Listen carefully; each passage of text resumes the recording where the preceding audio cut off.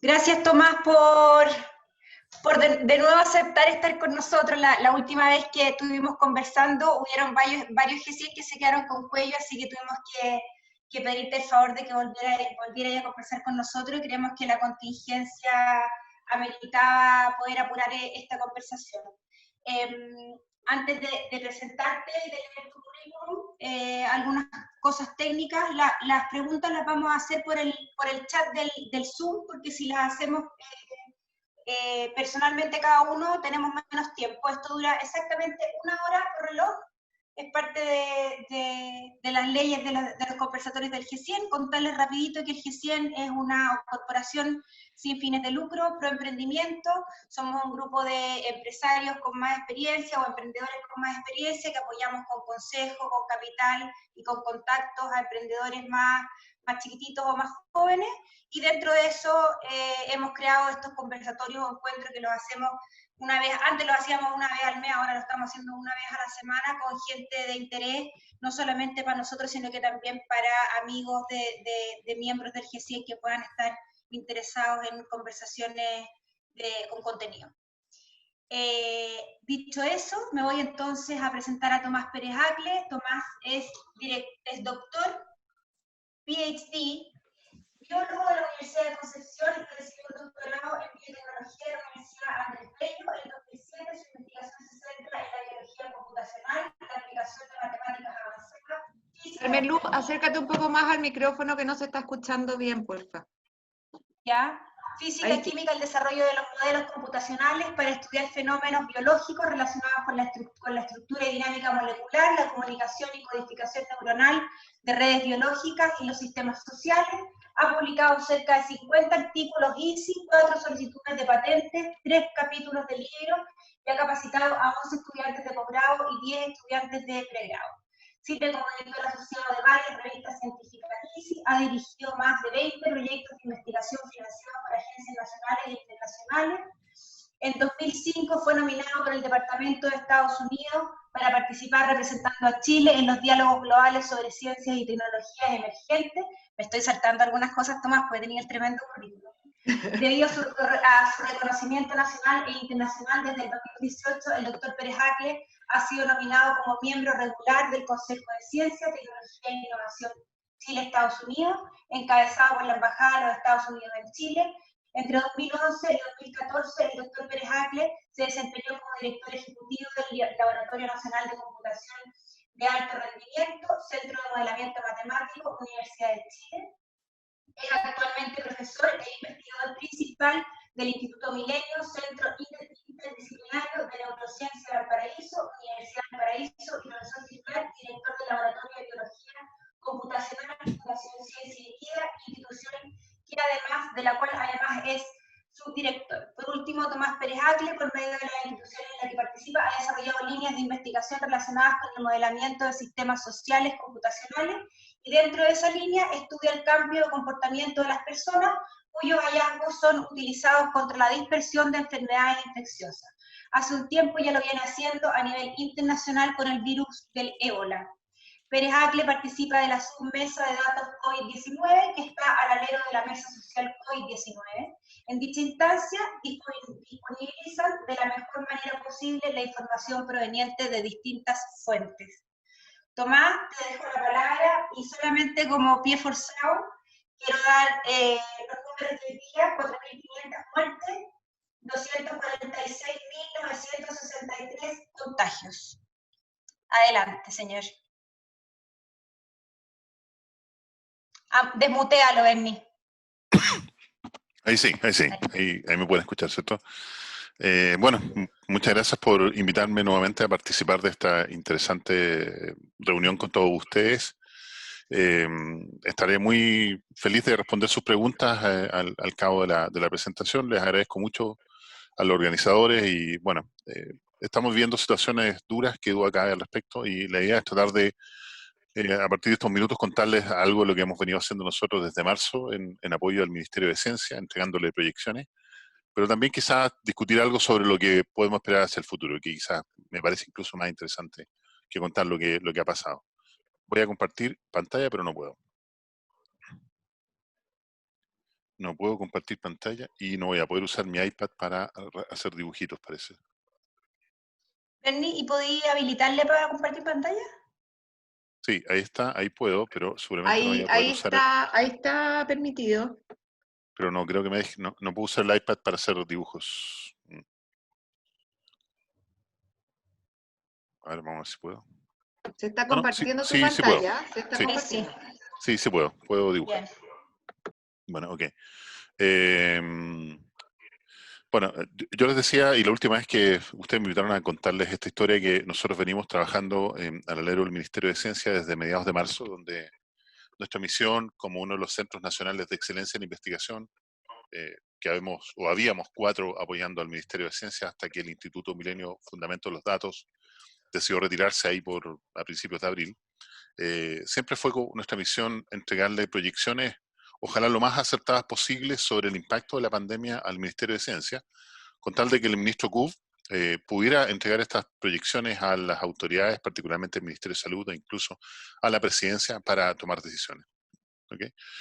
Nosotros hemos venido cumpliendo esta labor desde mediados de marzo, como les digo, y ha sido de dulce y de agraz, y yo creo que aparte de la presentación que ustedes van a ver tiene que ver con eso.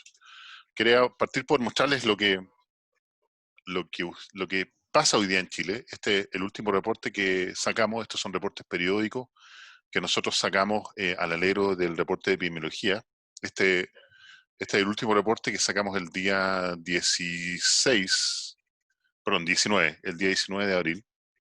Y de alguna manera nos permite pensar en el panorama que estamos viendo como país.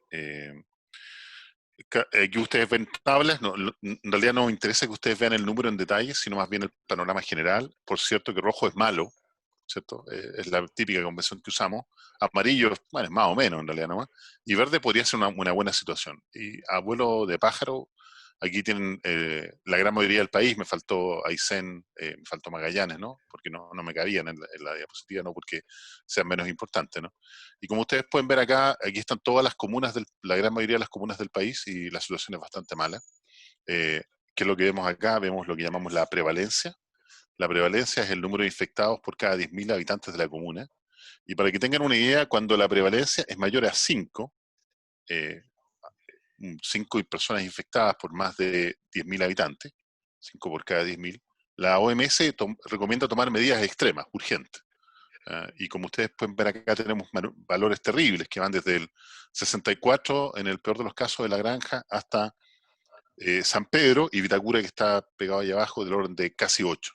Por lo tanto, todas las comunas de la región metropolitana tienen una enorme prevalencia de infectados. Acá ven ustedes el número de personas que consideramos infectadas activas. Son números muy grandes, del orden de miles en La Pintana, 1.110 en La Pintana, Peñalolén 1.220, Puente Alto con casi 2.800, La Florida 1.400, Quiricura del orden de 1.000, San Bernardo casi 1.400, Maipú 1.700 y así sucesivamente. Entonces, esto es lo que nosotros podemos considerar como, la verdad, que un desastre epidémico desde el punto de vista de cualquier país.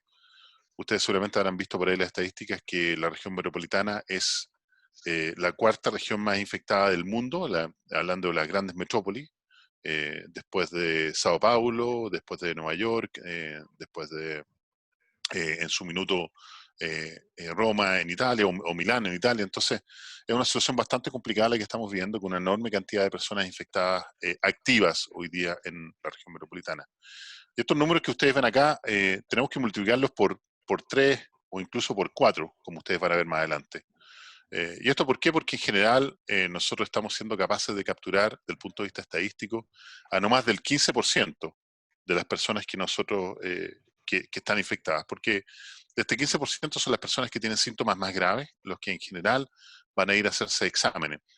Ustedes habrán visto que más o menos se reporta un 10% de personas asintomáticas de los informes diarios, pero eso no quiere decir que tengamos un 10% asintomáticos, sino seríamos un caso muy raro en el mundo, porque en general hoy día sabemos que son alrededor de casi hasta un 45% de las personas que son asintomáticas. ¿Por qué tenemos 10%? Porque en realidad cada vez que se encuentra una persona que está infectada en una casa, se le hacen exámenes a todas las personas de la casa o en hogares de ancianos, y ahí aparece un porcentaje de personas asintomáticas, pero en realidad es bastante más bajo de lo que nosotros sabemos a nivel mundial. Hoy día estamos viviendo la pandemia o la epidemia de la región metropolitana de Santiago. pero como ustedes pueden ver acá, la región de Valparaíso nos viene persiguiendo, pisando los talones de manera terrible, y lo mismo pasa con Rancagua o la región o de O'Higgins, y también pasa lo mismo con Biobío, y también está pasando lo mismo con Araucanía, y con Maule, y con Ñuble. No es mi intención que ustedes vean los números, sino más bien el panorama general que nos estamos enfrentando como país. ¿Y esto qué significa? Que una vez que seamos capaces de salir de la epidemia de Santiago, vamos a ver que nuestras predicciones hablan de que vamos a estar en esto probablemente hasta fines de septiembre. Potencialmente podríamos infectarnos a lo mejor desde O'Higgins, o desde Valparaíso, o incluso desde Biobío, o desde Ñuble, etcétera. O nosotros seguir infectando a las regiones. Y esto pasa porque efectivamente somos un país muy largo, somos básicamente 16 países todos juntos por nuestra extensión. Los que hemos visitado Europa sabemos que eso es así. Y que con este nivel de infección que está deambulando en el resto de las regiones, lamentablemente con este nivel de prevalencia, lo más probable es que lo que estemos hoy día sufriendo como la epidemia de Santiago, potencialmente va a volver a ocurrir cuando las personas se infecten desde el resto de las regiones. Y esto es porque las epidemias en el resto de las regiones no están sincronizadas con la epidemia de la región metropolitana. Otra cosa que es importante entender acá es que la movilidad, que ustedes habrán visto en los diarios o en los reportes de prensa que está muy alta, aquí la podemos ver, está prácticamente en rojo en casi todas las comunas del país, que crece una movilidad en rojo, es una movilidad que es mayor al 40%. Esta es la movilidad mínima que nosotros requerimos para que la situación de las cuarentenas efectivamente se resuelva y pueda ser una situación que funcione. Movilidades por sobre el 40% hacen que sencillamente sea imposible lidiar con el virus desde el punto de vista de la cuarentena. Bueno, eso solo para contarles cuál es la situación actual. Yo quiero hacer una pequeña introducción al área que me interesa contarles. Para ustedes, aquellos que vieron esta presentación, se van a repetir algunos slides lamentablemente, pero voy a tratar de no entrar en mucho detalle. Lo que nosotros hacemos en general en el laboratorio es estudiar el efecto de la información sobre las enfermedades infecciosas o la dispersión de las enfermedades infecciosas, como en este caso la pandemia. Y esta es son modelos, lo hacemos estudiando modelos matemáticos, que no voy a entrar en detalle, pero básicamente lo que cuentan estos modelos es que la gente pasa a través de distintos estados, del estado susceptible, aquellos que se pueden infectar, al estado infectado, aquellos que se han infectado, o en términos generales al estado de recuperación. Estos modelos son bastante antiguos, fueron propuestos originalmente por Kermack y McKendrick, y su propuesta tuvo que ver con la influenza española, esta enfermedad que es producida por el virus H1N1, que probablemente ustedes deben conocer, que es el mismo que produce la influenza estacional, pero que del orden de 1918 a 1919 produjo estragos a nivel mundial. Estos estragos estaban de la mano de la Primera Guerra Mundial. Por lo tanto, su efecto a nivel mundial, si bien es cierto, fue muy importante, porque se estima que murieron del orden de 50 a 100 millones de personas, es una estimación porque no se tienen datos exactos. Su impacto no fue tan dramático en términos de los medios, porque primero no teníamos un mundo tan conectado como tenemos hoy día, y veníamos saliendo de la Primera Guerra Mundial, lo cual ya era en sí mismo un tremendo impacto. A partir de estos modelos matemáticos, nosotros vamos a ver curvas como las que tenemos acá abajo. Vamos a ver que si estas son las personas susceptibles, es decir, las que se pueden infectar, a lo largo del tiempo se van a convertir en personas infectadas, que son las que están acá.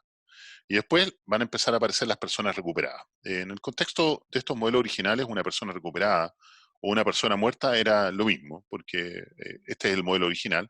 Sin embargo, hoy día nosotros somos capaces de mejorar o ampliar estas ecuaciones que ustedes ven acá, incorporando varios elementos adicionales como lo que hemos hecho hasta ahora. Es importante reconocer lo que llamamos el pic de la infección, es decir, aquí el punto álgido donde se ocurre la mayor cantidad de personas infectadas o de personas muertas, porque uno también podría capturar el pic del punto de vista de los fallecidos. Y fíjense la forma que tiene este pic, que es muy importante para que entendamos algunos análisis muy simples. Si ustedes se dan cuenta, crece muy rápido, pero una vez que llegamos al pic, la curva de bajada es muy, muy larga. Y esto quiere decir que en general el número de personas que resultan infectadas en la subida del pic versus el número de personas que resultan infectadas en la bajada del pic es más o menos del orden de 1 es a 1,2 o a 1,3. Es decir, uno podría tener hasta un 20 o un 30% de personas que se infectan adicionalmente en la bajada del pic versus aquellas que se infectan en la subida del pic. Y esto, que nosotros podemos hacerlo desde el punto de vista de los infectados, también se aplica a las personas que fallecen en el caso de estas enfermedades. ¿Okay? Entonces, es una cuestión que debiéramos tener en mente cuando consideramos hoy día que hay alrededor de, considerando el informe del DEIS, que ya podemos entrar en detalle qué significa eso, del orden de 7.000 personas hoy día, al punto de hoy día, que han fallecido producto de este virus, lo cual si seguimos esta tendencia estadística que en general se cumple y se sigue cumpliendo hoy día en el ámbito del coronavirus, podríamos perfectamente considerar que al menos hoy día tendríamos del orden de 14.000 personas fallecidas al final de la epidemia. Si es que el pic fuera hoy día. Y claramente el pic no es hoy día. ¿Por qué es importante modelar enfermedades infecciosas? Particularmente esta que nos interesa y que nos está atacando a nosotros, que es la COVID-19, que es producida por el virus SARS-CoV-2. Es porque, entre otras cosas, nos interesa entender cuántas personas nosotros debiéramos ser capaces de vacunar o qué porcentaje de la población debiéramos vacunar para adquirir lo que se llama la inmunidad de manada.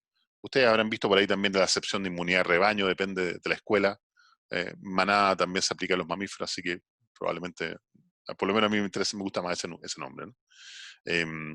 Si nosotros miramos cómo se comporta una enfermedad infecciosa cuyo R0 es 1, ¿qué quiere decir R0 es 1?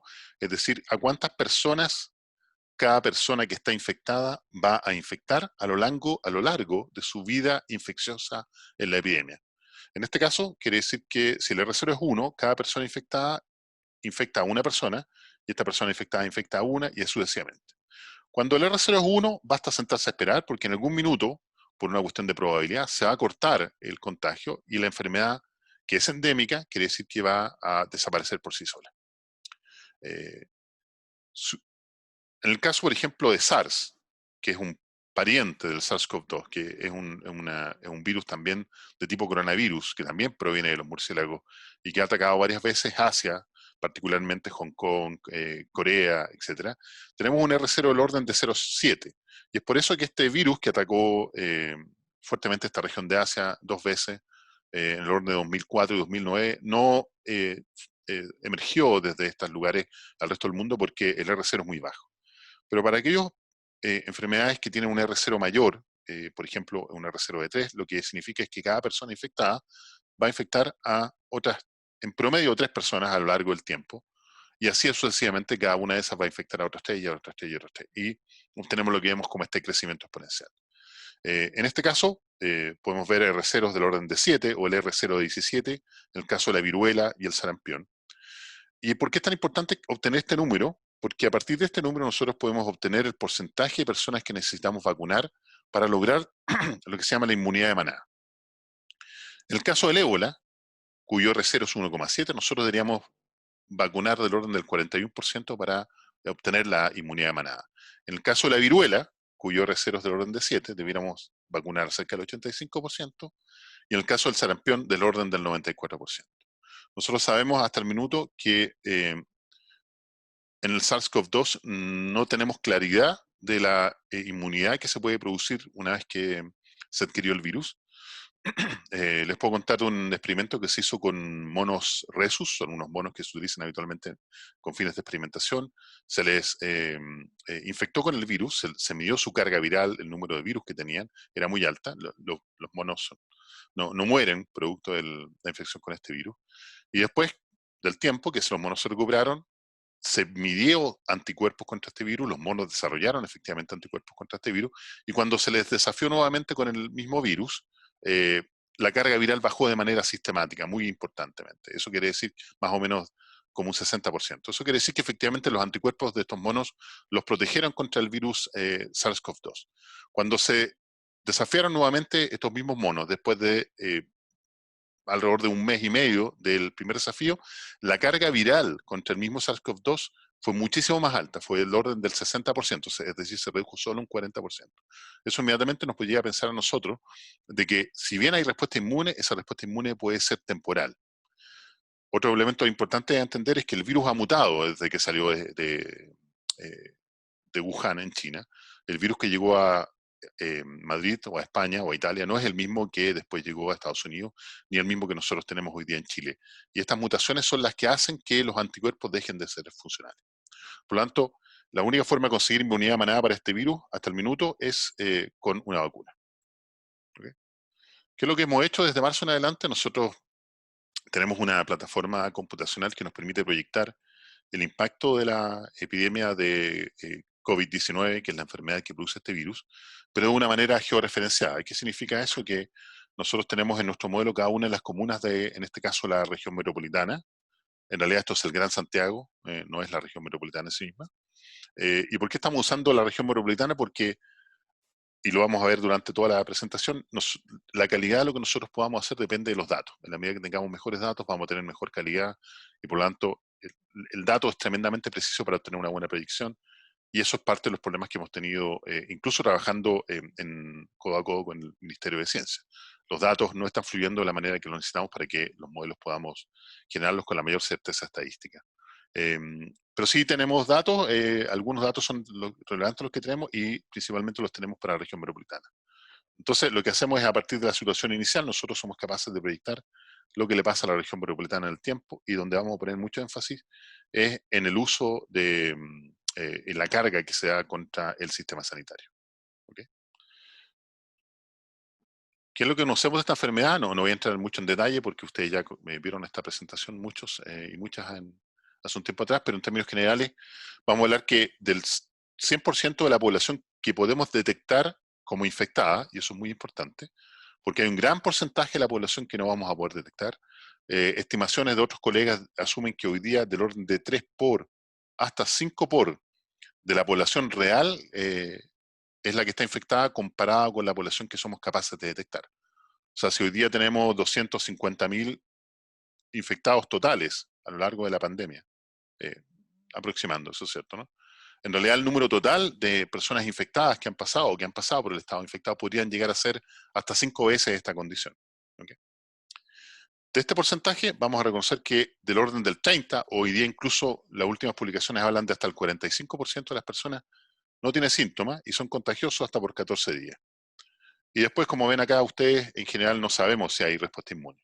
¿Okay? Pero, por lo tanto, por eso nosotros la colocamos aquí en signo de interrogación. El 55% de las personas va a tener síntomas menores, es decir, no va a tener fiebre. Por lo tanto, la mayoría de estas personas no va a contagiar, no va a consultar y no va a ser identificada como infectada por el virus SARS-CoV-2. Sin embargo, puede ser contagiosa hasta 20 días después de su contagio con el virus, ¿no? Del orden de 15 días después de la aparición de los primeros 5 días que lo consideramos como el ámbito expuesto. Y vamos a tener alrededor de un 15%, que son las personas que en general vamos a estar siendo capaces de detectar desde el punto de vista estadístico, porque son aquellas que tienen síntomas severos o síntomas críticos y que requieren algún tipo de hospitalización. En condición de no saturación del sistema sanitario, de aquí se va a producir hasta el 50% de las muertes de las personas que requieren ventilación mecánica, es decir, el 2,5% de este grupo que tenemos acá. ¿Okay?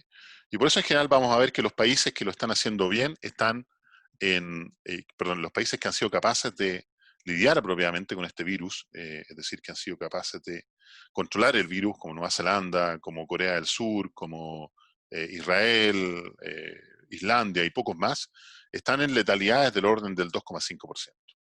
¿Okay? Todos aquellos países que superan la capacidad del sistema sanitario, a este 2,5% o a este 5% que tenemos acá, hay que sumarle el otro 10% que viene de acá. Entonces, eso establece una cota superior más o menos en el 15% de esta letalidad CFR, ¿ya? O la letalidad por caso detectado, ¿ya? Que es la letalidad que tenemos acá. ¿Okay? Por eso los países se mueven entre el 2,5 y el 10% y entre el 2% y el 15%. Y hoy día, dependiendo del número que nosotros estemos mirando, estamos aquí. Si nosotros consideramos estos 7.000, más de 7.000 personas fallecidas, eso inmediatamente nos da una letalidad CFR del orden del 3,4% aproximadamente. Ahora, nuestro modelo es un modelo bastante más sofisticado que los modelos originales que yo les mostraba, porque las personas pasan del estado susceptible al estado expuesto, el estado expuesto en el cual no tienen síntomas, y una vez que pasan de este estado expuesto pueden ser asintomáticos o personas que tienen síntomas leves, y en ambas condiciones van afortunadamente a la recuperación. ¿Okay? Pero aquellos que tienen síntomas severos o síntomas críticos pasan ya sea por el estado de hospitalización UCI-UTI, es decir, con requerimiento de oxígeno, pero no intubación, o aquellos que son de síntomas críticos pasan por el estado hospitalizado con requerimiento de intubación. Y desde estas líneas es cuando se produce el fallecimiento de las personas. ¿Okay? También desde esta posibilidad de hospitalización en UTI podemos pasar a recuperado o de hospitalizado también a recuperado. ¿Okay? Esta presentación yo se las voy a dejar en PDF, ustedes la pueden mirar. Aquí hay un artículo, un par de artículos que acabamos de publicar donde está en detalle lo que ustedes están, lo que están viendo desde el punto de vista matemático formal. Con esto hemos hecho varias predicciones. La primera que hicimos se la presentamos incluso al mismo presidente de la República el día 26 de marzo. Y aquí les muestro un resumen de lo que hicimos. Presentamos 3 escenarios. Un escenario sin cuarentena, un escenario donde manteníamos la cuarentena de las 7 comunas que partió la región metropolitana a lo largo del tiempo, hasta por 400 días de simulación. Estos son nuestros escenarios computacionales. Y una situación de control donde están todas las comunas en cuarentena.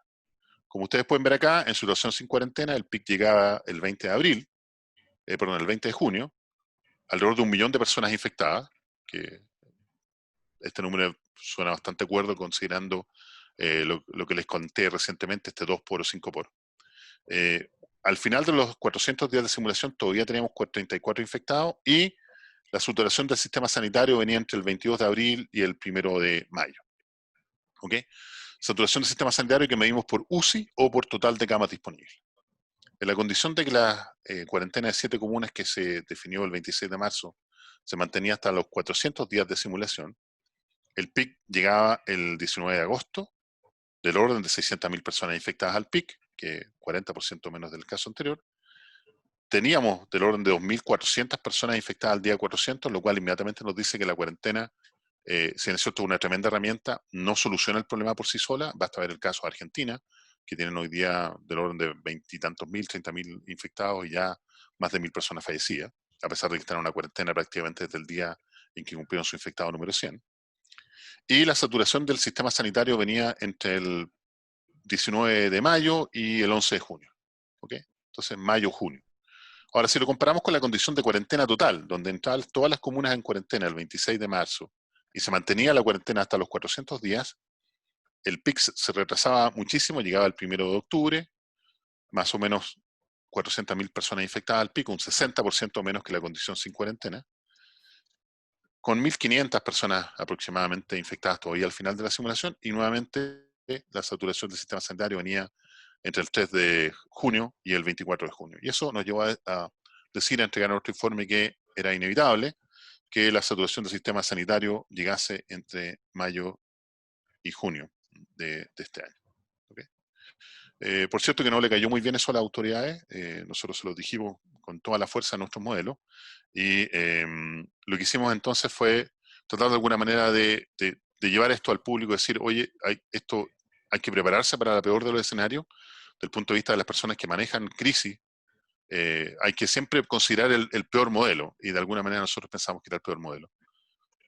Nosotros lo dijimos en la prensa en un par de ocasiones porque creíamos que era súper importante que la gente entendiera lo que nos veníamos enfrentando y de que lamentablemente debido a lo tardía de las medidas, a pesar de que se tomaron medidas muy rápidamente, fueron suficientemente tarde para que el sistema sanitario se saturara.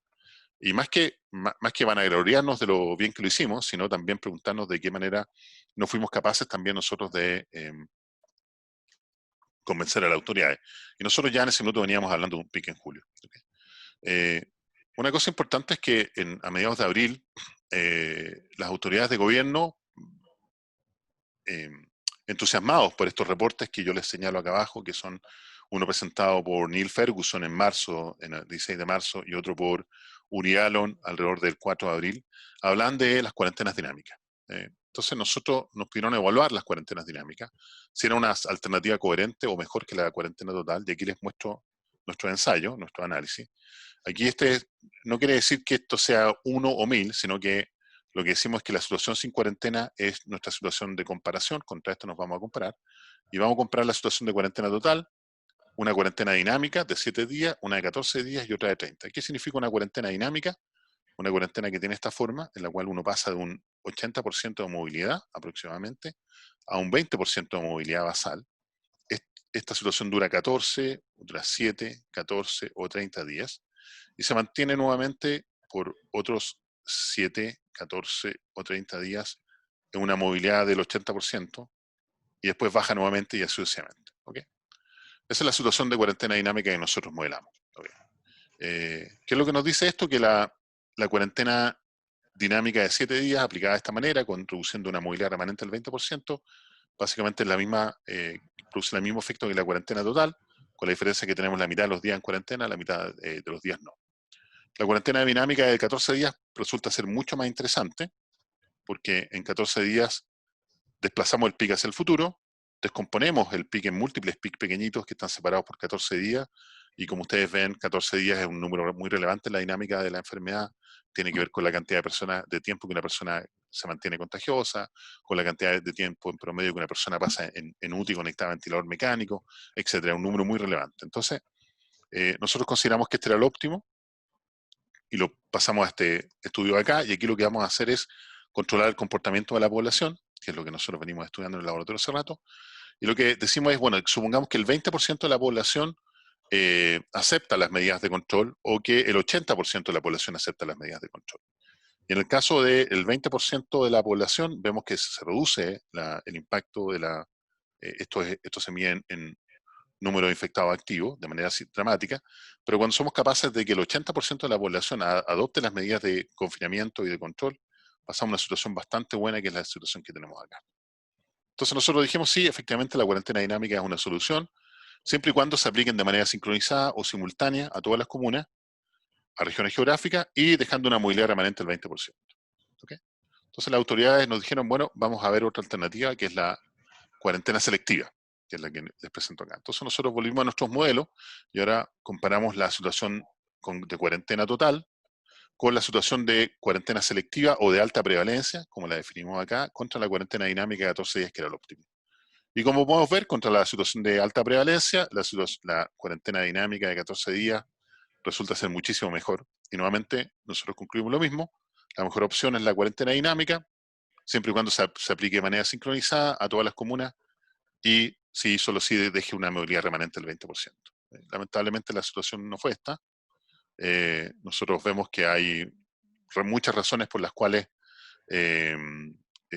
estas cuarentenas no pudieron ser implementadas como nosotros las propusimos. Y aquí viene el primer golpe de realidad, o el segundo golpe de realidad para nosotros, que investigadores, que pensamos que porque nosotros decimos algo, las autoridades tienen que tomar una decisión, y efectivamente no es así. Las decisiones al final se toman desde un punto de vista político, evaluando múltiples realidades, no solamente los fríos números que nosotros le entregamos, y fue ha sido yo diría, unas grandes lecciones que hemos tenido que aprender, y que nos ha costado mucho entender. Aunque este gráfico parece bastante complicado, yo lo que les quiero mostrar con esto es que desde mediados de abril hemos venido trabajando en mejorar nuestro modelo. Aquí lo que hacemos es, yo les presento un ajuste de cómo se ve nuestro modelo contra el uso de camas disponibles en la región metropolitana. Aquí vemos dos series de tiempo, que son estos puntitos y estos de acá, estos medio azules, estos medio amarillos. Yo soy daltónico, por si acaso, ¿eh? Algunos de ustedes lo saben, pero no sé exactamente qué color es, pero sé que son distintos. En este color de acá vemos las camas reales con ventilación mecánica que están siendo utilizados en los distintos sistemas de salud. Y aquí vemos cómo el tremendo esfuerzo que ha hecho las autoridades de gobierno, las autoridades sanitarias y la gente de la SOCHIMI, la Sociedad Chilena de Medicina Intensiva, para aumentar a lo largo del tiempo el número de camas disponibles. Y que ustedes pueden ver el aumento muy significativo que hemos tenido en el número de camas. Estos son nuestros modelos, esta es la proyección de nuestro modelo con 3 curvas de movilidad: 60% de movilidad, 65% y 70%. Y esto es porque son las personas las que se mueven, las personas infectadas las que mueven el virus de un lado a otro. Como ustedes pueden ver acá, el ajuste de nuestra curva de 65% es bastante bueno a la condición actual. Y aquí proyectamos los 3 escenarios de saturación, que dependiendo de la movilidad. Aquí vemos nuestra proyección de cama. No tuve tiempo de actualizarlo al 17 de junio, pero si ustedes ven, 1498 calza prácticamente de manera casi dentro del error estadístico, El error estadístico nosotros asumimos que tenemos del orden del 5,4% contra el valor real de camas utilizadas. Por lo tanto, desde el punto de vista de camas, nuestro modelo funciona muy bien. Aquí les quiero mostrar este valor. Nosotros, para que nuestro modelo se ajuste bien, tenemos que considerar que el factor de escala, es decir, el total de personas infectadas frente al número de personas reportadas al 15 del 5, era casi 2 veces. ¿Okay? Eso significa que, desde el punto de vista de la población, significa que en nuestra curva del 65%, alrededor del 17% de las personas podrían llegar a estar infectados a lo largo de la simulación. Parece un valor muy alto, pero si lo pensamos desde el punto de vista estadístico, en Estados Unidos, en California, se hicieron múltiples estudios que decían que alrededor del 9 al 10% de la población logra infectarse con el virus SARS-CoV-2 a lo largo del tiempo. En Nueva York, este valor llegó al 21%, y en la región de Bérgamo, en Italia, este valor es del orden del 57%. ¿Okay? Por lo tanto, pensar que un 17% de la población chilena, o de la región metropolitana en este caso, podría llegar a infectarse, es un valor que está incluso dentro del margen medio-bajo. ¿Okay? También, como nosotros podemos tratar de ajustarnos con el número de camas, podemos ajustarnos por el número de muertes. Lamentablemente son los dos datos más duros que tenemos a partir de los cuales podemos seguir la trayectoria de la enfermedad. Y aquí les muestro nuestra estimación. Esta es una estimación que está un poco antigua, tiene una semana de antigüedad, así que me disculpo por eso, donde nosotros estimábamos cuál era el número proyectado de muertes esperable para 2020. Aquí en esta línea sólida vemos el promedio. Esto se hace tomando los últimos 10 años de defunciones independientemente de su causal, y presentamos 4 valores estadísticos, tanto hacia arriba como hacia abajo, que nos permiten estar seguros de nuestra proyección. Y una vez que proyectamos en la curva de tendencia de muertos esperados para este año, usando los últimos 10 años, colocamos acá en estos histogramas el número de personas fallecidas en las distintas semanas a lo largo del tiempo. Y pintamos en este color aquellas personas que fallecieron con una causal compatible con COVID, con causal COVID, como dice acá. Por lo tanto, todo lo que está desde este punto hacia abajo, por ejemplo, esta línea media, de este punto hasta acá, o de este punto hasta acá, o en este punto hasta acá, podríamos considerar que son lo que llamamos muertes en exceso. Muertes que ocurren en este año 2020 y que no son posibles de explicar por la tendencia de los últimos 10 años, ni tampoco por la causal COVID. Esto lo hicimos para Chile y lo hicimos para la región metropolitana, y aquí ustedes pueden ver las muertes en exceso de la región metropolitana. Esto nos lleva a un conteo doble, suponiendo que estamos considerando la semana 12 a la 24. La semana 12 es donde aparece la primera persona que fallece por COVID-19 en Chile. De la semana 2 del año a la semana 24. No consideramos la semana 1 porque tiene mucha variabilidad estadística. Parece que no somos muy buenos tomando estadísticas muy cerca del año nuevo. Y por lo tanto no. En general siempre se elimina este análisis. Esto nos lleva a pensar de que, incluyendo las primeras 653 defunciones que se agregaron hace un par de semanas, todavía faltaban del orden de 2.300 a 1.700 defunciones en el Chile, o 1.900 a 1.600. Sin embargo, el número que finalmente se agregó es del orden de 3.000 personas fallecidas, un valor que está entre un sigma y 2 sigmas. O sea, estas 3.555 personas que nosotros consideramos que fueron del orden de 3.096 o 3.069, creo que fue 3.069 el número final que se agregó. ¿Alguien está compartiendo pantalla? Savka Polak. Me quitaron la... Ya no estoy compartiendo pantalla.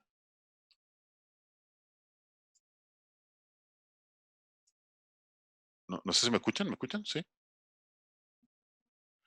¿Alguien me quitó el compartir pantalla?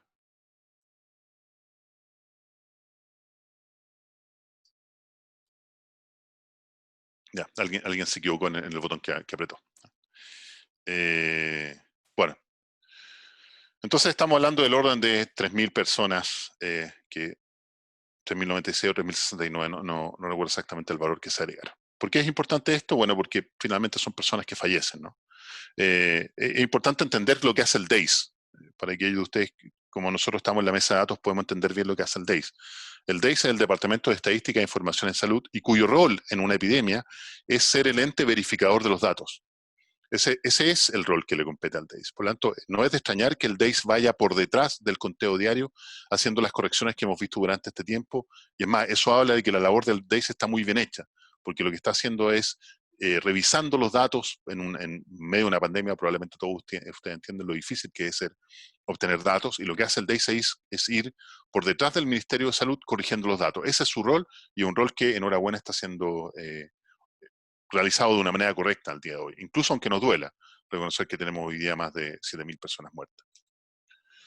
Si les muestro el mismo gráfico, y ahora les muestro el número de personas muertas, aquí se produce un salto bastante grande por estas 653 personas que se agregaron hace 2 semanas, ¿cierto?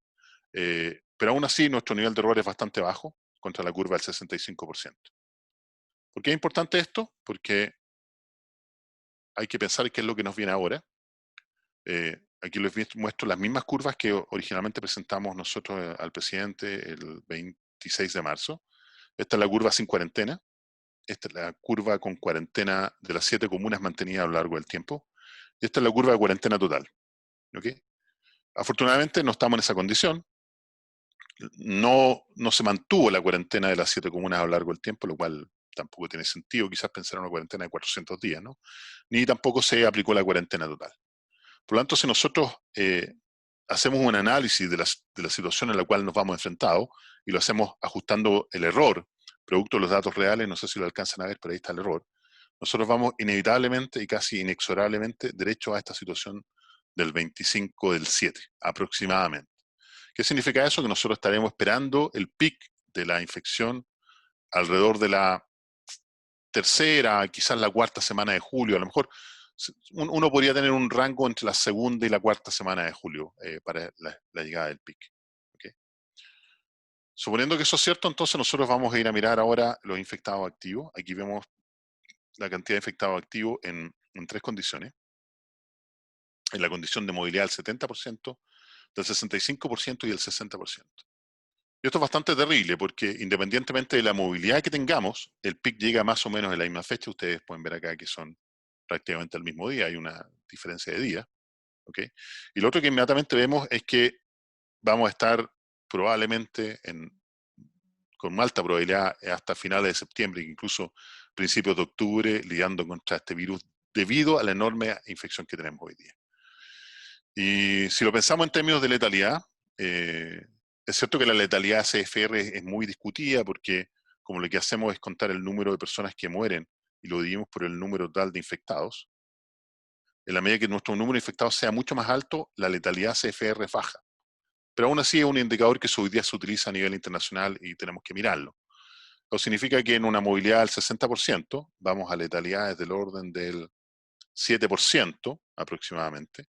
En movilidades del 65% vamos a estar del orden del 9%, y en movilidades del 70% vamos a estar del orden del 11% de letalidad. Esto lo podemos comparar con otro modelo de tercero. Por ejemplo, este es un modelo que está desarrollado por este sitio web, covid19projections.com, que ustedes lo pueden ir a revisar. Y aquí están las muertes por día, y aquí está el número de muertes que estos investigadores proponen, lamentablemente para Chile, contados al 1 de octubre.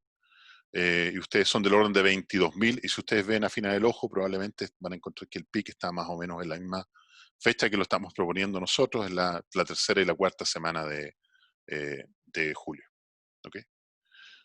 Si nosotros nos apresuramos y tratamos de entender cuál va a ser el impacto a nivel de personas que fallecen en la región metropolitana, el escenario es bastante terrible. Hay que considerar que hoy día tenemos alrededor de 7.000 personas que han fallecido. Es muy importante este número para el análisis que vamos a hacer.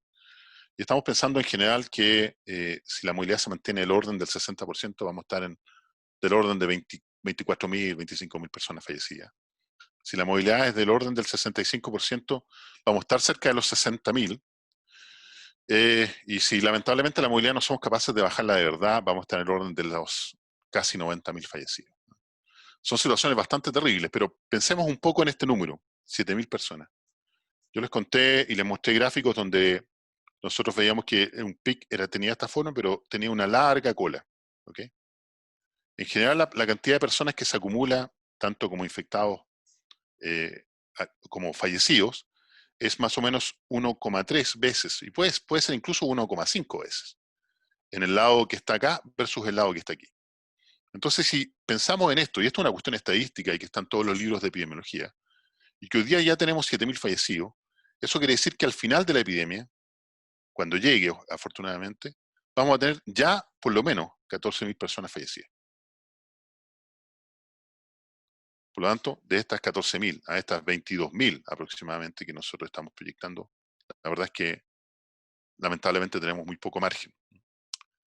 Aquí les muestro la tabla de personas fallecidas en las 3 condiciones de movilidad mínima, media y máxima. Y vamos a ver el día 17 de junio, en la región metropolitana, 3.114 personas fallecidas. Y esto es escalofriante, espeluznante, calza perfecto con nuestra estimación. Del día 16, porque hay que recordar que la del 17 corresponde a un día anterior, por lo tanto la del 22 corresponde a la del día 21. Vamos a mirar la del día 21, 3.892, y claro, ya no calza perfecto, pero calza dentro de la estimación de movilidad entre el 60 y el 65%, lo cual podría significar, entre otras cosas, que estamos viendo algún efecto sobre la movilidad de las personas, pero seguimos bastante más pegados al 65%.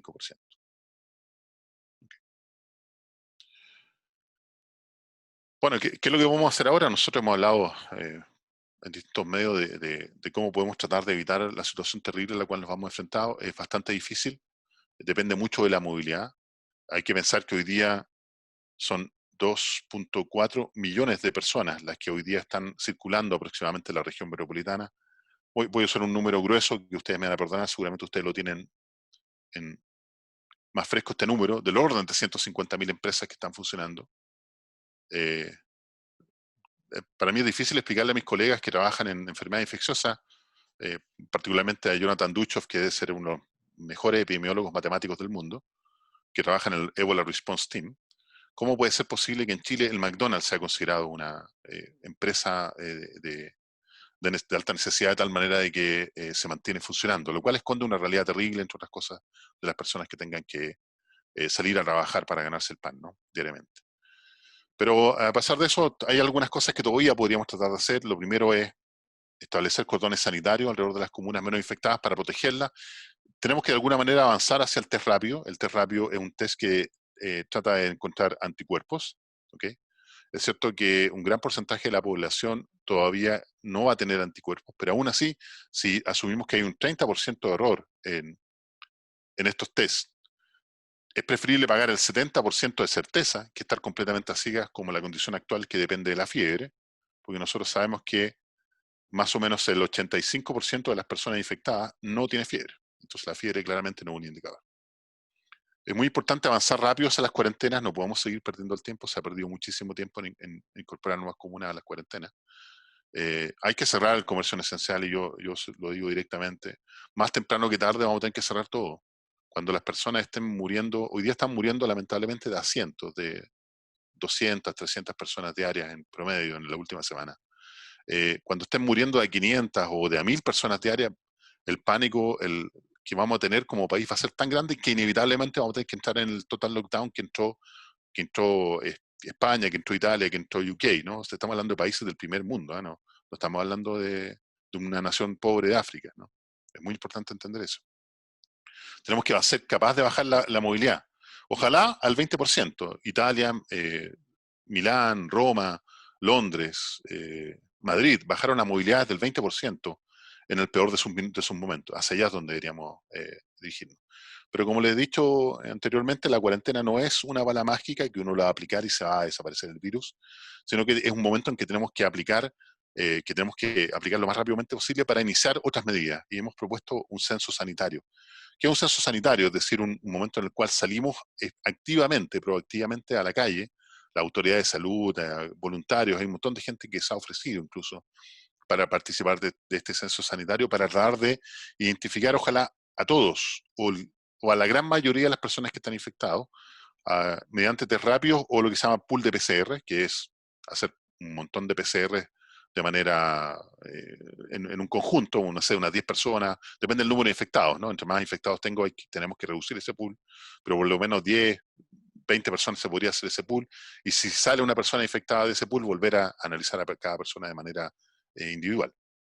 Es importante ser capaz de trasladar a los infectados lo más rápidamente posible a las residencias sanitarias, que afortunadamente el gobierno ha implementado varias, de tal manera que puedan hacer sus cuarentenas en condiciones dignas.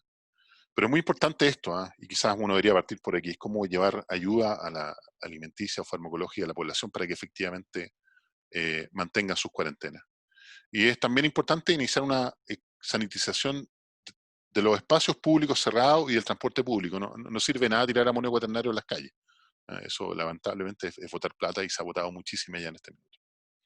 ¿Okay? Y solo para concluir, yo quisiera, aprovechando su tiempo, algunas conclusiones de lo que ha pasado y de lo que vamos a enfrentar. Chile tiene hoy día múltiples epidemias. Es una cuestión que es muy importante entenderlo. El nivel de infección que tienen las regiones es tan alto y lamentablemente está desfasado de la región metropolitana, y nosotros creemos que hasta el orden de un mes podría tener desfase. Eso significa que cuando, supongamos, en el mejor de los casos, a finales de septiembre, estemos saliendo de la epidemia en Santiago, potencialmente nos podríamos volver a infectar con personas infectadas provenientes de otras regiones hasta por un mes más, e incluso dependiendo de la región, tenemos hasta 2 meses de desfase. Por lo tanto, es muy importante entender que estamos viendo una situación muy compleja, con múltiples epidemias actuando de manera desincronizada, ¿no? Y bueno, el resto son conclusiones que tienen que ver más bien con el rol que tiene la ciencia en la entrega de datos y en la discusión de datos de las autoridades políticas, la necesidad de contar con más y mejores datos, la forma en que los cambios metodológicos van afectando nuestros modelos y cómo nosotros tenemos que ser capaces de permitir que nuestros modelos evolucionen. Y otra de las lecciones aprendidas duramente es que, a pesar de que nosotros creemos en nuestros datos, los datos inevitablemente son interpretados de manera arbitraria, porque al final la decisión, y es una cuestión que ha sido muy difícil para nosotros entender, no pasa solamente por los datos, pasa inevitablemente por considerar otros aspectos que tienen que ver con la economía, que tienen que ver con incluso la política, incluso con decisiones que incluso pasan por el sesgo cognitivo o el sesgo de confirmación que tienen las personas. ¿Okay? Solo para contarles que tenemos un gran grupo de gente trabajando con nosotros desde hace rato, son investigadores e investigadoras provenientes de distintos ámbitos de la ciencia, de sistemas complejos, de la neurociencia, de la matemática, incluso de la sociología. Como ustedes pueden ver acá, hay un grupo multidisciplinario de gente. Y contamos con un enorme grupo de colaboradores y asesores. Doctor Mauricio Canals, que es la persona que más sabe de epidemiología en Chile, profesor de la Universidad de Chile, profesor titular, le ha enseñado epidemiología a todo el mundo. La doctora Nicole Tichel, que es una viróloga molecular, que debe ser de las que más sabe del virus. La doctora Pilar Gambras, que están en la primera línea en infectología y en epidemiología. El doctor Tomás Regueira y la doctora Idalia Sepúlveda, que son el presidente y la vicepresidenta de la SOCHIMI, que es la Sociedad Chilena de Medicina Intensiva, que están todos los días jugándose el pellejo por dar de salvar vidas, y a la doctora Loreto Bravo y el doctor Leo Ferres, que nos entregan los datos de movilidad provenientes del seguimiento anónimo de celulares. Y solo para terminar, porque es importante mencionarlo, todo lo que hemos hecho desde el punto de vista de plataformas se debe a un proyecto que nos financió la Oficina de Investigación de la Fuerza Aérea allá por 2015. Eso, muchas gracias. Quedo atento a sus preguntas.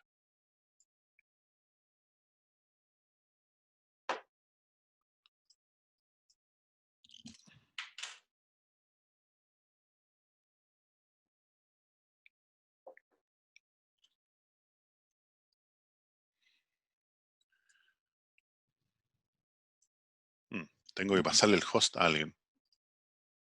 Ahí, eso. Un segundo.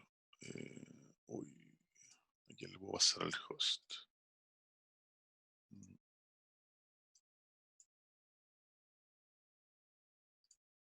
Un segundo, tengo que pasarle el host a alguien y no sé a quién.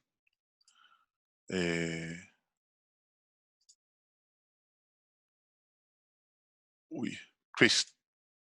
Te voy a pasar el host a ti, ¿no? Porque te encontré. no sé a quién se lo tengo que pasar. Ahí ya eres host, Chris. Ya, perfecto. Voy a unmute. Ahí está Carmen Luz, para que... Ok, ahí sí. Todavía no aprendo lenguaje de señas.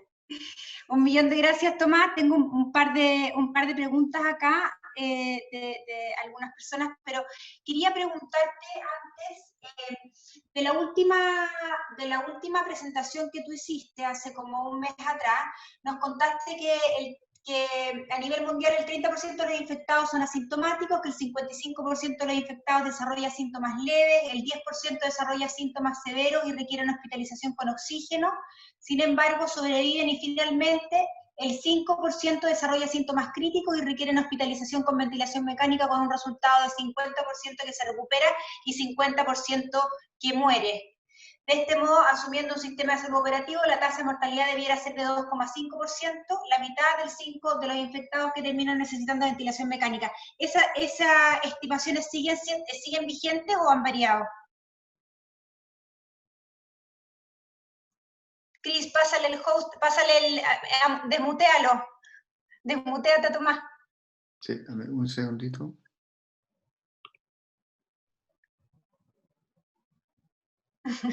En verdad, pásale el host a la Benny mejor, porque es más fácil. Sí, aquí voy a la reunión, está justo en eso. Y por mientras le pasáis, voy a leer otra pregunta si ganamos tiempo, ¿ya? Dale. Dice Humberto Canto, dice, si la inmunidad dura 2 a 3 meses de un recuperado, no se analizan nuevas olas en el modelo. Ok, Ahí bueno, gracias por las preguntas. Mira, la estimación estadística original de esto que tú también describiste, ¿ah? Te sacaste un 7 con eso, ¿ah? Efectivamente se mantiene. Alguien me lo sopló.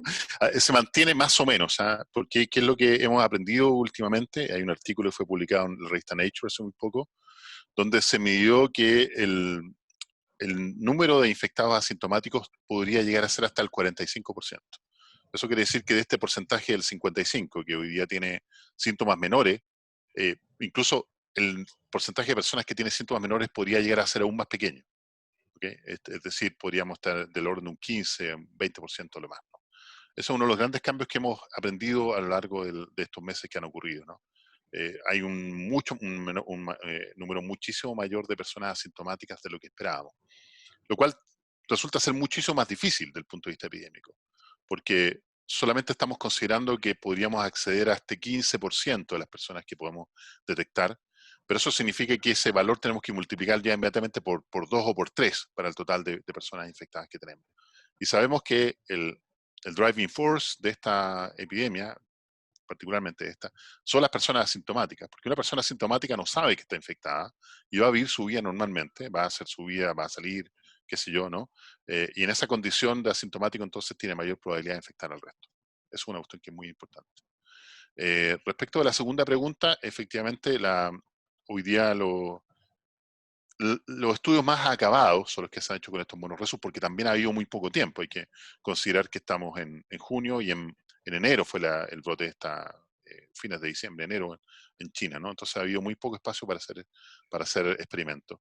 Pero en este experimento que se hizo con estos monorresus, nosotros sabemos que hoy día la inmunidad debiera durar del orden de 2, 3 meses, al menos en macacos. También salió un artículo hace muy poco en la revista Nature, donde se midió la prevalencia de anticuerpos en personas, ya sea que fueron asintomáticas, pero que estaban infectadas con el virus, o personas que desarrollaron los síntomas. Lo que sabemos es que personas que fueron asintomáticas, del orden de un mes y medio, dejaron de desarrollar anticuerpos contra el virus. ¿Okay? Es decir, si uno mide con el test rápido, después de un mes y medio, el test rápido ya no funciona, porque el test rápido mide anticuerpos, ¿no?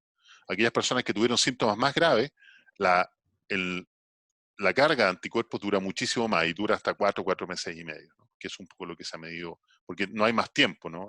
Sencillamente no tenemos más tiempo en este momento. Por lo tanto, yo no me aventuraría, a pesar de que no soy inmunólogo, tuve mis clases de inmunología en el doctorado como todo, ¿no? Lo que pasamos por el doctorado. No me aventuraría a decir que aquí tenemos una inmunidad que dure más allá de 6 meses. Particularmente porque el virus ha mutado muchísimo. No quiero entrar en detalles, pero pensemos en que para que nosotros podamos desarrollar anticuerpos, algunas células, los linfocitos, tienen que ser capaces de reconocer a pedacitos del virus, ¿no? Pedazos que son destruidos por las mismas células que los virus infectan. Y por lo tanto, estos anticuerpos son desarrollados de manera específica a algunos pedacitos o proteínas del virus, y por lo tanto, si esas proteínas cambian, los anticuerpos dejan de ser efectivos, que es lo que efectivamente vemos que está pasando. Hay un virus mutante muy fuerte, que es el virus que nos tiene a todos de rodillas hoy día, que se llama el virus D614G, que es una variedad del virus SARS-CoV-2 que viene de China, y que empieza a ser prevalente en la población una vez que el número de infectados empieza a crecer en la población, y cuando los países entran en el problema, este virus, que es el virus mutante, es el virus que se mantiene con mayor prevalencia en la población. Oye, Tomás, ¿y qué hay de cierto de la carga viral que recibe una persona que se infecta, que es determinante en el nivel de la gravedad de la enfermedad? O sea, que mientras más carga viral, más se enferma. ¿Qué hay de cierto en eso? Sí, eso lamentablemente es así, y eso es lo que tiene tan complicado a la gente que trabaja en los sistemas de salud, porque la carga viral a la cual está expuesta todos los días es muchísimo, muy alta. Nosotros aprendimos en la comunidad científica este efecto incluso con el médico chino que murió, que fue uno de los médicos que fue el primer médico del cual se tiene registro que murió por el virus, ¿no? por la COVID-19. Y la razón por la cual él murió fue la enorme carga viral que él tenía, a pesar de ser una persona sana. Sin embargo, hoy día sabemos que también personas completamente sanas podrían tener problemas con el virus. Este es un virus que dejó de ser un virus respiratorio, ya no es considerado un virus respiratorio. Sabemos que la vía de entrada preferida al cuerpo es por las vías aéreas. Sin embargo, puede entrar por mucosas como los ojos, puede entrar por mucosas como la boca, y afecta un gran número de órganos. Desde el punto de vista técnico, diríamos, el virus tiene tropismo, es decir, le gustan irse a distintos órganos, le gusta irse al corazón, le gusta irse al cerebro, le gusta irse a los vasos sanguíneos, le gusta irse a un montón de lugares a este virus, porque es capaz de infectar células que están presentes en todos estos órganos, y por lo tanto dejó de ser hace rato ya un virus respiratorio, un virus sistémico. Incluso produce endocarditis e inflamaciones al corazón, produce coágulos cerebrales, es decir, las causas de muerte son múltiples hoy día, y no solamente el colapso respiratorio sin oxígeno, que era lo que se consideraba originalmente.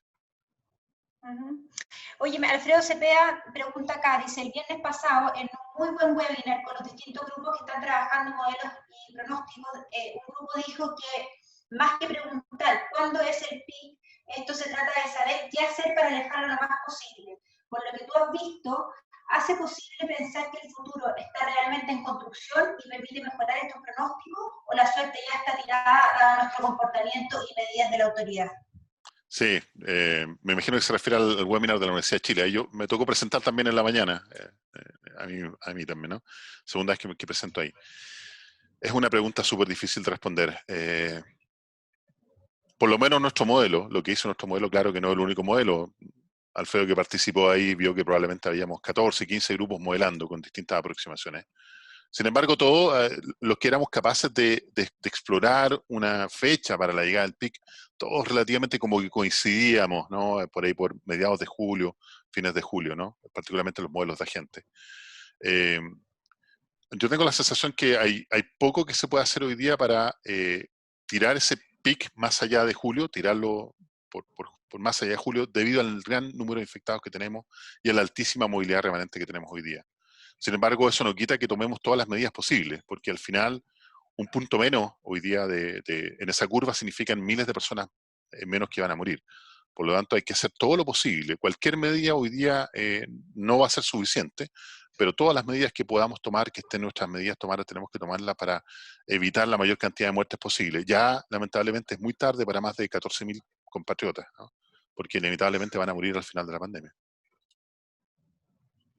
Gracias, Tomás. Nicolás Chea pregunta, varios han propuesto aislar a la población vulnerable y contagiada, focalizar cuidados en ellos y permitir circulación de población no vulnerable, entre paréntesis jóvenes, saludables, etc. ¿Tiene sentido para ti eso? Desde el punto de vista de la evidencia científica, no, porque nosotros sabemos que fíjese este dato, más del 40% de las personas que están infectadas, desde el punto de vista estadístico, sabemos que son personas menores a 40 años. Estamos hablando de los infectados, no estamos hablando de las personas que mueren. ¿Okay? Un porcentaje no menor de estas personas va a desarrollar síntomas severos, va a requerir hospitalización y otro porcentaje va a morir. De ser así, yo les pregunto a ustedes si valdrá la pena, por ejemplo, jugar una ruleta rusa, si ustedes la jugarían, y perdonen que ponga este ejemplo que me parece interesante, que con una pistola que tenga 100 balas y con una bala adentro. Levanten la mano quienes jugarían a esa ruleta rusa. Yo no la jugaría, porque aunque tenga un cienavo de posibilidades de morir, puede que me toque a mí la bala, ¿no? Aquí pasa un poco lo mismo. Si dejamos que las personas jóvenes salgan y vivan su vida normal, un porcentaje de esas personas va a empezar a fallecer. Y como lo dije anteriormente, este ya no dejó de ser un virus respiratorio. Es cierto que la mayor letalidad se produce en la población de riesgo, pero hoy día están muriendo personas jóvenes. Tenemos una enfermedad que está apareciendo, que es el síndrome de Kawasaki, probablemente ustedes lo habrán visto por ahí. Es una enfermedad que está afectando principalmente a niños. Es cierto que la mayoría de los niños que se infectan sobrevive a esta enfermedad, pero pongan ahora encima una situación de colapso sanitario como el que tenemos hoy día, donde ya no estamos jugando en la última cama. Cuando lleguen con un niño que requiere hospitalización, que requiere ventilación mecánica, no lo va a tener. Le voy a dar un dato terrible. El doctor Tomás Regueira, que es el presidente de la SOCHIMI, quien está todo el día lidiando con pacientes tratando de salvarles la vida, nos comentaba que la mayoría de los ventiladores mecánicos que hoy día se colocan y que han logrado crecer, ustedes vieron la curva, eso significa un esfuerzo enorme desde el punto de vista de las autoridades, desde el punto de vista de los hospitales, de la SOCHIMI misma, ¿no? De los médicos, ha crecido dramáticamente, se ha prácticamente doblado la cantidad de ventiladores, pero esos ventiladores sirven para ventilar personas, de acuerdo a lo que dicen los médicos, en urgencia. ¿Qué significa eso? Significan personas que se intuban en condición de un box de urgencia, en condición de un pabellón, en condición de una sala pediátrica, no en una condición de UCI. Una persona que se intuba en urgencia, hoy día tiene lamentablemente, de acuerdo al dato que nos da el doctor Regueira, el 80% de probabilidades de morir. El 80%. Ya no es el 50% en el peor de los casos de la UCI, es el 80%.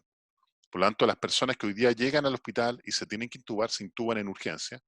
Y cuando se libera una cama de UCI, son los primeros que pasan a esa cama de UCI, porque aumentan sus probabilidades de sobrevivir a un 50%, ¿no? Entonces, esa es la situación que nos estamos enfrentando.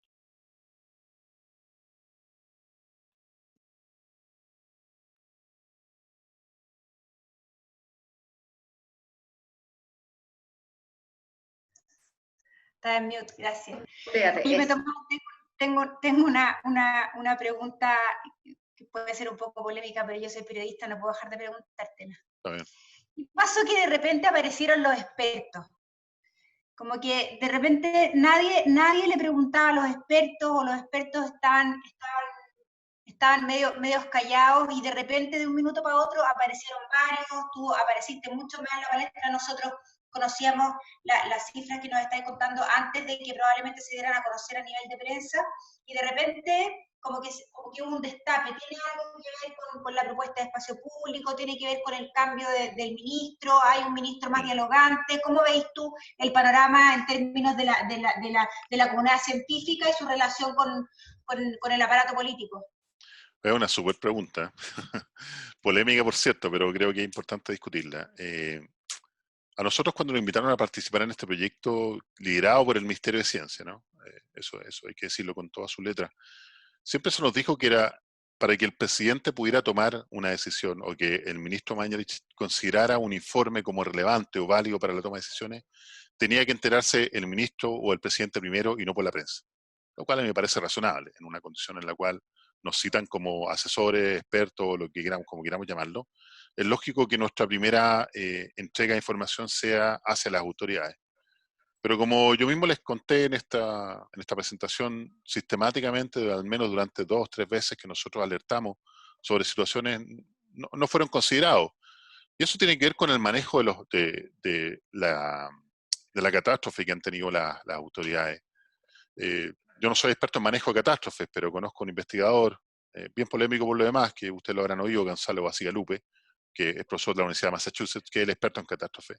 Y él siempre dice, la forma de manejar catástrofes es tomando en consideración el peor modelo de todo. Y eso fue lo que nuestros modelos siempre fueron el peor modelo de todo.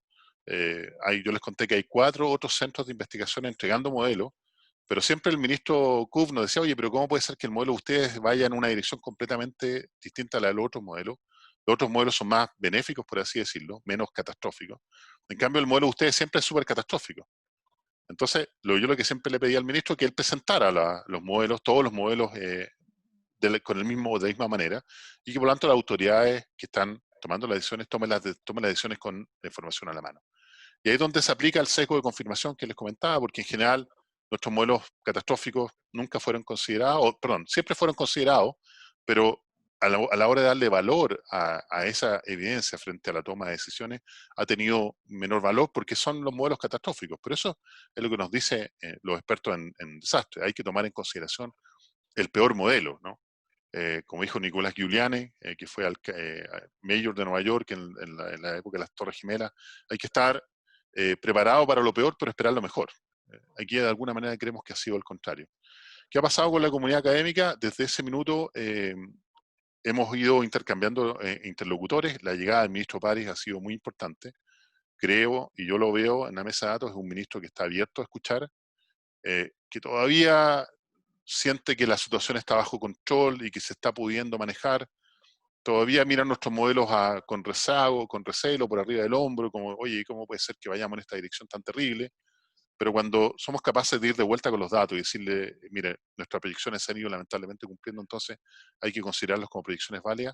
Eso nos ha permitido, esta nueva apertura nos ha permitido, por lo menos a mí, yo me siento en esta condición de aparecer un poco más, ¿no? Porque siempre la condición anterior era, oye, no salgan por la prensa, porque si salen por la prensa, esta información que nosotros no vamos a poder considerar. Eso ha pasado un poco, ¿no? Yo no puedo hablar por el resto de los investigadores.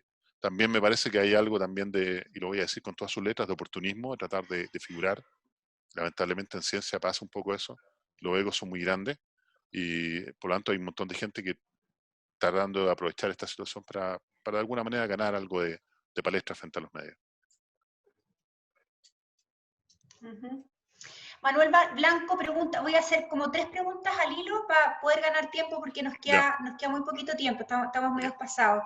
Manuel Blanco pregunta, ¿las proyecciones que estiman tienen considerado los efectos de no poder tratar enfermedades respiratorias tradicionales o solo es directamente compatibles con COVID?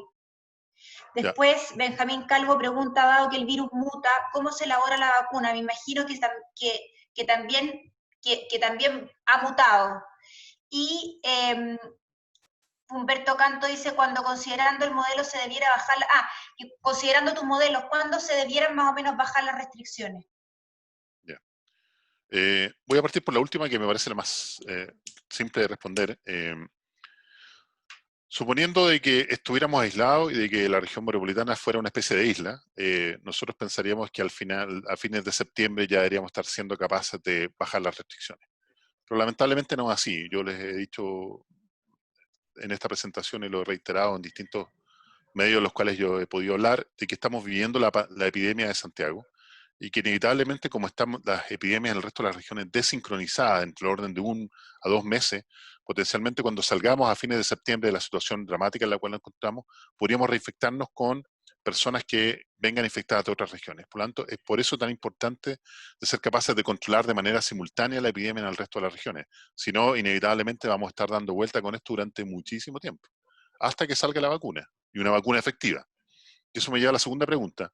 Es cierto que el virus es mutante, ya conocemos del orden de 6 o 7 tipos distintos del virus, todos nacen del mismo virus, pero van mutando. ¿Por qué estos virus mutan? Porque cuando entran a una persona, infectan a la persona y salen de la persona, salen con cambios genéticos. Y así sucesivamente. Entonces piensen en los millones de personas que están infectadas a lo largo del mundo. Todas son oportunidades que el virus toma para mutar. Porque el virus no es que esté vivo, pero el virus lo que quiere es reproducirse, y la forma de reproducirse es siendo capaz de burlar el sistema inmune. Es la evolución ahí actuando en vivo y en directo, ¿no? Ahora, desde ese punto de vista, la mayoría de las mutaciones se van a localizar en la superficie del virus. ¿Por qué? Porque la superficie del virus es la superficie que es reconocida por los anticuerpos, y cuando viene un anticuerpo y reconoce a la superficie del virus, viene otra célula y lo destruye. Por lo tanto, si nosotros queremos desarrollar una vacuna que sea suficientemente efectiva, tenemos que considerar proteínas que tienen una baja tasa de mutación, que están habitualmente al interior del virus, o que, estando expuestas, son proteínas que tienen baja tasa de mutación. Por lo tanto, una vacuna efectiva tiene que ser capaz de reconocer algunas de las proteínas que están expuestas del virus, pero que tengan una baja tasa de mutación. Conocemos varias de esas proteínas, pero lo más probable es que cuando salga una vacuna contra esas proteínas, potencialmente el virus pueda escaparse nuevamente del sistema inmune, del reconocimiento del sistema inmune. Y por eso se habla de vacunas polivalentes. No sé si han escuchado ustedes de eso, que son vacunas que son capaces de reconocer varios pedacitos del virus de manera simultánea, de tal manera de ser capaces de levantar respuesta inmune a varias de las proteínas y evitar que virus mutantes se escapen. ¿Okay?